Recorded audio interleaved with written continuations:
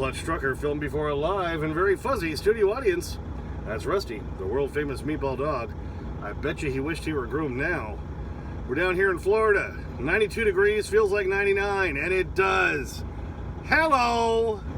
Hey YouTube, Clutch Trucker here. Thanks for tuning into another edition of the Clutch Trucker channel. Alright, well, I said I wanted to do this pretty much all in one video, so it's going to be mostly all here in this video. I initially did the unboxing the other day, and I realized I meant to then do some more video because I only intended to open one of the boxes. Well, now I've opened both. I've installed them. I've done the whole bit.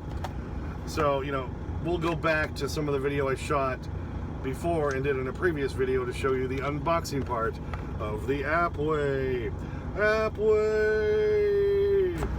Alright, well, I said I'd do the unboxing, the installation, initial use, and all that blah blah blah in one video.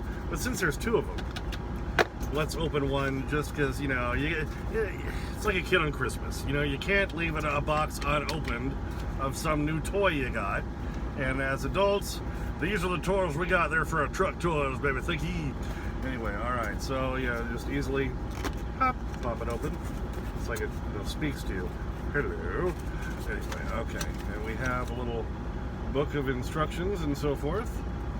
Then we have the little baggie that's got the actual AppWay in it. They give you two different T connectors, one for 3/8 inch, I think, and one for a 1/2 inch or something like that.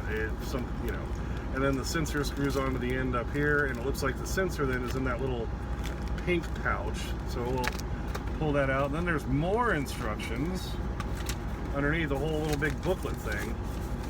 So we'll check all these out here in a minute. Alright, pulled the little actual sensor out of the bag, and it's in some pretty pink bubble tape that I can't seem to get open. There we go, okay. So there you go. Well, yeah, that's it. It's not very big. Somebody did say in the comments that it looks just like those things he was selling, I think in a motorcycle shop or something for motorcycles, that you just screw onto the valve stem to get your air pressure, on your motorcycle tires, which is a good idea. And probably they would function the same way, because they just screw on to this post that comes here with the air line going into the T connector. So it looks fairly simple, and the battery's supposed to already be inside. So that's what I'll show you now. Now in the other video you just saw me chuck these aside, kind of as a joke, because what I find is nobody reads instructions anymore. I know my kids don't. They always just try to do what they can first, and then if they can't do that, they go to YouTube for a video. Hello! So here we are. But the AppWay, it does have a complete thing of instructions, and if you follow them all to the letter, it's fairly easy to follow, because now it does say installation and configuration of the AppWay app on your smartphone, tablet is what you start with, then installation of the AppWay sensors onto your truck and or trailer, then calibration of the AppWay system. So first of all, yeah, you install and configure the AppWay app on your phone. Download it from Google Play or the App Store if you have an iPhone like I do. Now I won't be able to, and you have to log in as a new register. They make you do all that before you can do anything. And it says you can log in through your Facebook account. I didn't see a way to do that. So I just created a new account, set it up, and then you need to create your truck and trailer. So from the main menu, it shows you, and I'll show you a screenshot of the main menu here. You select My Trucks, and then you select the sign in upper right. You add the truck screen to complete it. When you're done, you hit done in the profile. You do the same on your trailer. Blah blah blah blah blah blah. All right. Then you need to pair them to the AppWay app. Now I can't show you pairing them because I had to pair them to my phone, and I do all my videos here in the truck on my phone. Now when you're pairing it, you have to grab that black part around the bottom, and then grab the other part with your other hand for the whole outside part, and you can unscrew that. And underneath you'll find the battery under the cover. It's like a watch battery, a round watch type battery. You kind of shove that out of there. There was a plastic thing in mine to keep it from wearing the battery down in shipping. Take that out, you wait 45 seconds, and then you shove the battery back in, and then it should be recognized by the app. And it was within about 5 to 10 seconds. So now I kind of talked you through that while you looked at the nice picture of the AppWay app, or the AppWay little the sensor making your hair. Anyway, so then after that you add your equipment to the home screen, your truck and or your trailer, and you say add, and then you save it and all that. And now you're to the part where you install the actual AppWay sensors, and I have video of me installing. I have video of me installing the first sensor on the truck, and then I tried while I was still a Freightliner getting my injectors done that day. Then I tried to put them on the trailer, and I ended up putting it in the wrong place, but I have a video explaining all that. So first, let's look at the video where I put it in the truck. Super easy to do. Okay, I'm looking at the left airbag on the rear axle of my truck. The blue line is the 3/8 inch line going into the airbag. The brown line is the 1/4 inch air line going back up to the gauge in my truck. So I'm going to use that one, and we'll just cut that one real quick. Bada boom, so easy. And like I say, the 3/8 inch line is the blue one feeding into the airbag. And since there was already the brown line leading up to my gauge in the truck, I thought, well, that's a perfect place to put the T connector with the AppWay sensor on it. So there's the AppWay sensor, there's the T connector, that's the 1/4 inch connector, and it's real easy to do. You just shove it on. Of course, I'm trying to do it with one hand holding the camera, so not the easiest that way, but I shove it down there as far as it'll go, give it a pull back, it's nice and tight. Alright, so now we grab the other end of that brown airline that's leading to the gauge in my cab, and again, trying to do this single-handedly, not the easiest, but I managed to kind of finally squeeze it on in there, and then we get it put into place, hopefully. Come on, get it in there. There you go, and we shove, and the whole thing's in, and there you go. So there it is on my rear axle, right there on the tractor.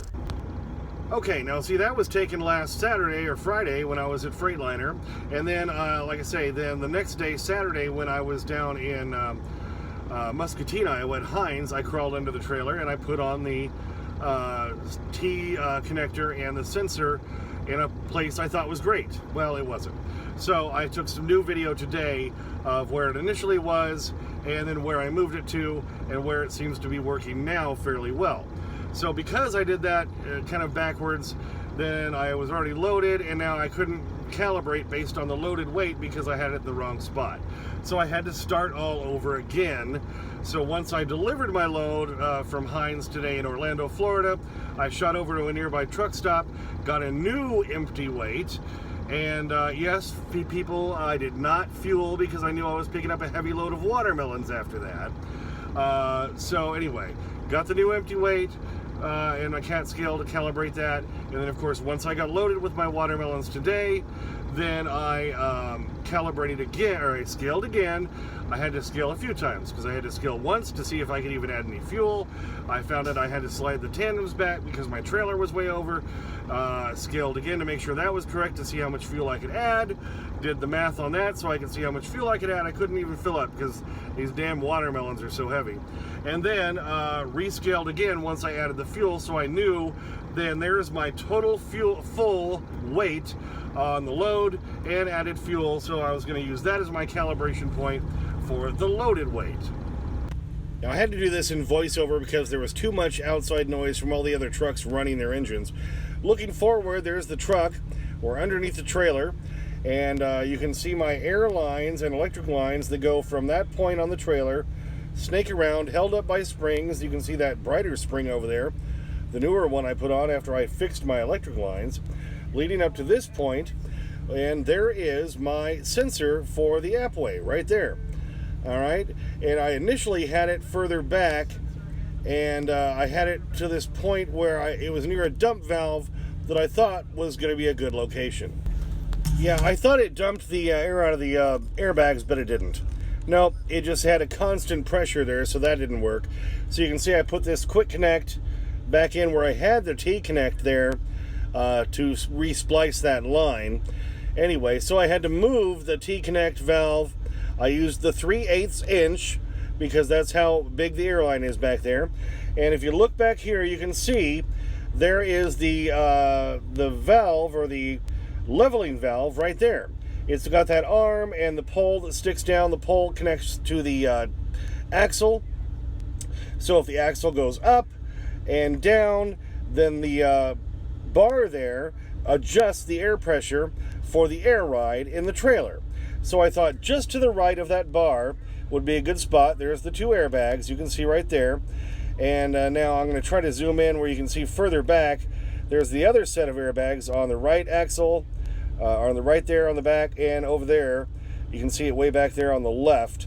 So right there, that dump valve is feeding all four airbags. So I thought, well, that would be a perfect place to put my T-connect. So I moved ahead, moved the insulation back, and that's where I put the T-connect. Ran the 1/4 inch line from that point up over and zip tied it down. Ran it through the frame and up to the front to where it is right there, forward of my rear tandem axles on the trailer, right before where the airlines and everything connect to the sliding part of the tandem of the trailer. Now, the more I thought about it, how I was initially going to try to make sure I had full tanks on the empty weight and full tanks on the loaded weight, I thought more about that, and I realized that really isn't going to matter, because the weight is the weight is the weight is the weight, and it's not going to really matter as long as you can try to do the two empty weight and the full weight within not too much, burning too much fuel in between, so that there are going to be two good calibration points. Unfortunately, I had to drive 90 miles down to the place where I was supposed to pick up the watermelons. Then that went bust, and I had to end up driving down here to Vero Beach, and I did pick up another load of watermelons. And I got some video we'll show you towards the end of this, towards the end of the video, all about that. It's kind of fun, the watermelons. And so, you know, it's going to be pretty close. So I've got a good calibration point for the loaded and empty, and later on down the road, I may recalibrate again, just for shits and giggles, or shiggles, as I like to call it. So I found while sitting in the cab, right here where it is, I'm pretty far back, look. It doesn't like to read that off of the app all the time. So I'm going to run more of this plastic line right here, going to this sensor. I'm going to run it up along all these lines, so it'll move as the tandems move. And I'm going to jump from there over to the skirt, and I'm going to attach it to those brackets and go all the way forward so I can mount it towards the front of the trailer skirt. So I'm going to bring it to right about here on the trailer skirt, poke a hole through there and mount the sensor right there. So it'll be pretty forward on the trailer. You can see, and it's way back there right now. I'm going to put it about there, and it'll be pretty close to my drive axle. And of course my sensor for my drive axle, you can see it. It's right down there on top of that airbag. There it is. Okay, so let me show you the calibration screens. I took screenshots of some of these so you could see what it looks like when you put it in. And I, based on my weight ticket, and then look at the screenshot, and I put in the information. And, from what I can tell so far, it seems to do pretty well. I'm fairly impressed with it. Like I said in the video where I showed how I'm installing the sensor on the trailer, and I used a little bit of that 1/4 inch line to move it a little bit further up so it would read better. It reads from the cab, the trailer, and the drive axle on the truck about half of the time. Sometimes I gotta kind of hold the phone up by the window to get it to work, and the drive axle, of course, because it's closer, tends to read a little bit faster. Because on that screen you can see where it says not read, or the last update where it contacted the sensor. I have it set so it does it about every 15 seconds. You can set it so it does it more often, but you're going to eat up your batteries a lot quicker. And that's a tip I got from somebody on the comments. I think it was the LAFO whatever guy who told me about this in the first place. Buy a whole bunch of these extra batteries, and I already ordered some from Amazon. I ordered 2 6-packs of them, because he said he has to change them out about every 2 months, about 6 times a year, which would be about every 2 months. So I want to make sure I have extra batteries, and you change them out just like I told you when you had to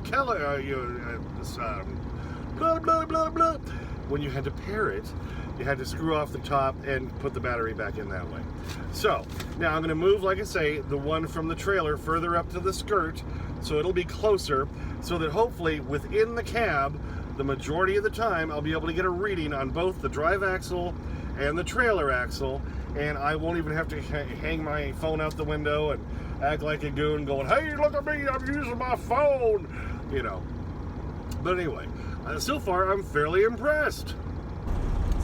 So here's the screenshot. You tap on the pencil, you can put in your amount, and then you hit save. It's just that easy to calibrate it. Okay, look carefully here. You can see where it says last connected under drive axle and last connected under trailer group. So you want to get the most recent timestamp on those. I tell you, the main thing I really like about them is how easy they were to install, because you just clip that line, you put in the T connector, funk, bang, you're done.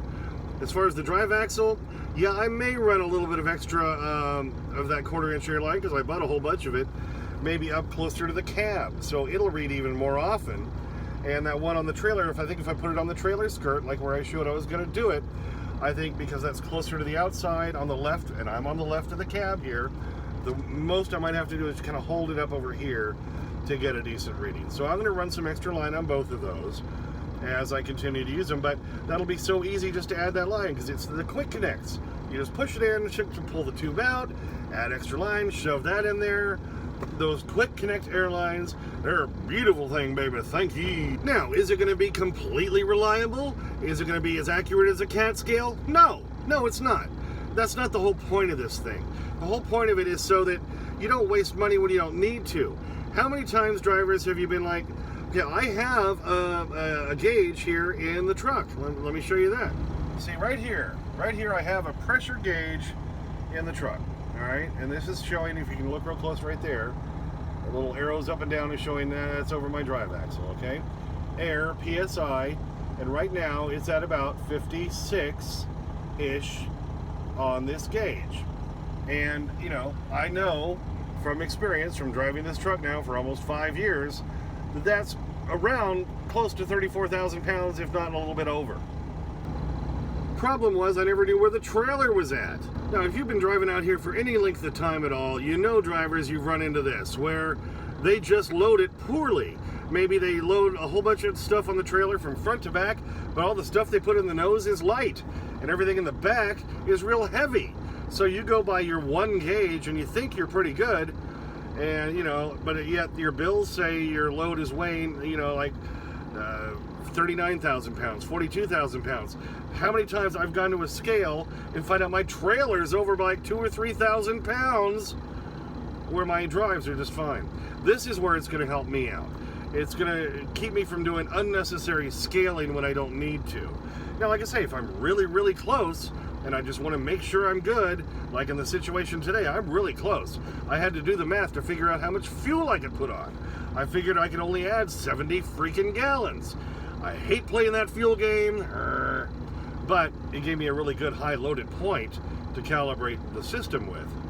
But, you know, yeah, in situations like this, I'll see what my app says, and I'll probably go, you know what, just to double check and be sure, I'll go ahead and scale it, you know, because I don't want to pay a $500 or more overweight ticket. But what it's mainly going to do is cut down the times that I have to go use a CAT scale.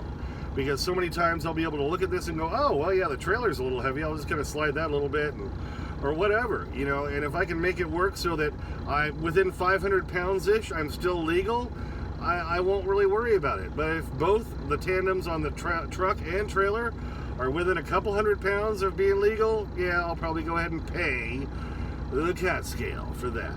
But this is otherwise going to save me from doing it many, many times. And that's the whole point of this. So as I said in my initial video about the unboxing and everything, if you use a CAT scale on average 2 times a week, you're going to pay for this thing within 2.5 months. If you use it 1 time a week and a reweigh, you're going to pay for it in 5 months. So it's, I think, well worth the investment. so far. Now, granted, I've only kind of used it this first couple of times, and I haven't seen how it's going to last in the long run. I did buy the extra batteries, so I know when those quit, I can just go stick those on really good. Yeah, I think I'll move the drive one up a little bit closer to the cab so I'll have easier access to change the battery on that one. The one on the trailer, if I put that up on the trailer skirt right by the landing gear, I'll have real easy access to screw the cap off and change the battery on that one.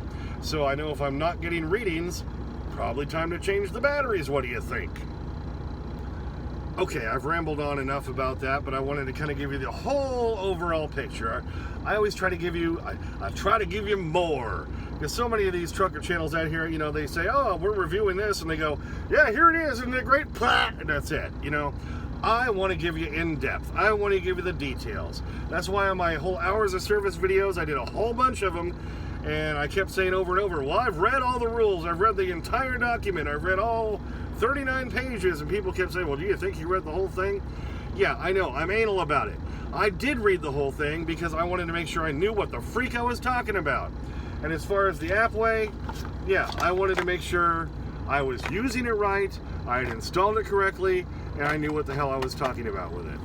So, you know, they're not giving me any money for this. I bought these things at $150 a pop off Amazon, and I bought the extra airline, $50 worth of 1/4-inch airline, out of my own pocket, $50 worth for that. I'm not getting any money for this. I'm just doing this because I think this may help out a lot of drivers, and unfortunately mainly only owner-operators, because you got to have your own trailer too to really make it worthwhile. One caveat to that statement: when I first started working for Turquoise, I had a trailer they were leasing through who was it, Stoughton or Stoughton. S-T-O-U-G-H-T-O-N. That's Stoughton. I'm sorry, it's not Stoughton. I don't care what you cheeseheads in Wisconsin think. Anyway, I had that for quite a few months before I bought my own trailer. So if you're in a situation like that where even though you don't own the trailer, but you're responsible for it, like I was with Turquoise, and you're going to have the same one all the time, you might as well throw one of these things on there. You see how easy it is to put on, and if you have to take it off later, just get a double-ended airline connector, quick connect, be it the 3/8 inch or the 1/4 inch, whichever one you need, to replace the thing you used, the T connector you used. You can put that back together and you're good to go. So you can be in a situation like that if you're using the same trailer all the time. Go ahead and get this system, and I think you'll be happy with it. You know, just for fun, I always love it when I can come down here. The last time I was in Florida, South Florida, like this, to do a load, we tend not to run loads to Florida because the loads coming out of Florida pay for crap. Except this time of year, when you can get the produce, when you can get the watermelons. This one's paying pretty good. The one that fell through was paying really good. This one's still paying fairly decent to go all the way up to Indianapolis. $3,800, you know, it's 1,100 and some odd miles. Not bad. Still $275-ish a mile to me. Can't complain. So anyway, found it really interesting. If you ever wondered how do they get the watermelons from the fields out to like a place where they load them on the trucks, check this video out. I was supposed to pick up a load of watermelons at one place, that fell through, but now I'm picking up here. And look how they used to bring it in from the fields. They use old school buses. Cut out the windows and part of the roof, and they throw all the watermelons in there. And then they unload them and load it right onto these trucks. They put them in big bins. Pretty crazy, eh? That's how you get a watermelon. Yeah, once they load them in those big bins, then they double stack them in the trailer, and here's that video. Alright, there you go, a load of watermelons.